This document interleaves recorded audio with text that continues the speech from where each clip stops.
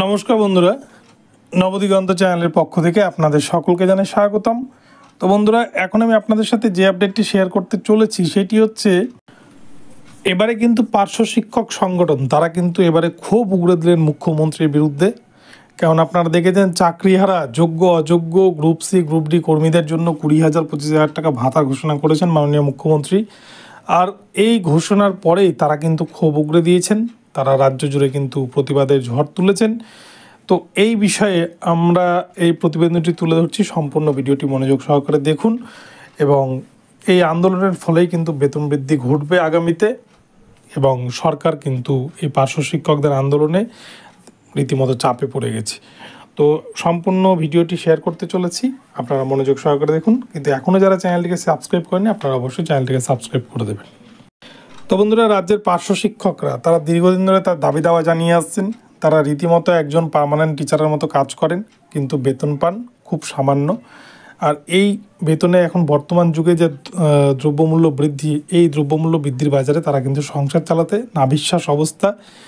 এই মতো অবস্থায় তারা একদিকে যেমন তাদের দাবি দেওয়া পূরণে তারা সচেষ্ট, তারা কিন্তু বিভিন্ন সংগঠনের সাথে দেখা করেছেন, বিভিন্ন নেতা মন্ত্রী এমনকি মুখ্যমন্ত্রীর সাথেও কিন্তু তারা দেখা করার চেষ্টা করেছেন, ফাইল পৌঁছে দিয়েছেন। কিন্তু তাদের যে দাবি দেওয়া সেটা কিন্তু পূরণ হয়নি।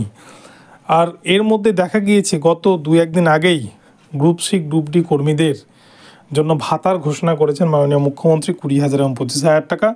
আর এটা নিয়ে কিন্তু রীতিমতো এবারে এই বিষয়টাকে ইস্যু করে পার্শ্ব শিক্ষকরা তারা কিন্তু আন্দোলন দেখাচ্ছেন। আর আন্দোলন দেখানোটাই স্বাভাবিক, যেখানে চাকরি চলে যাওয়ার পরেও, যেখানে সুপ্রিম কোর্ট চাকরি চলে যাওয়ার পরে তাদেরকে নতুন পরীক্ষা নিতে বলেছে, তাদের বেতন বন্ধ হয়ে গেছে, তারপরেও তাদের জন্য ভাতা ঘোষণা করেছে।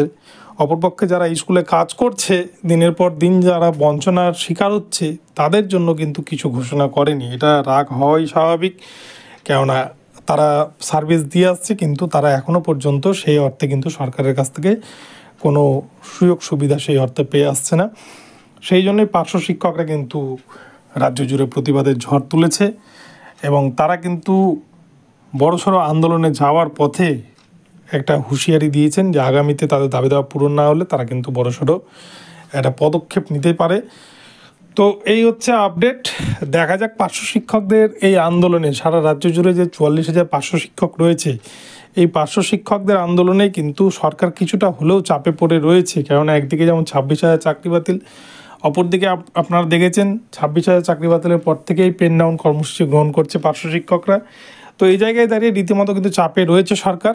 এখন পার্শ্ব শিক্ষকদেরও এই দাবি দেওয়াটা রীতিমতো পূরণ হবে বলেই অনেকে আশাবাদী। তো বন্ধুরা, এখন এই পর্যন্ত রইল। ভিডিওটি ভালো লাগলে চ্যানেলটিকে সাবস্ক্রাইব করে দেবেন। দেখা হচ্ছে পরবর্তী ভিডিওতে। সকলে ভালো থাকবেন, ধন্যবাদ।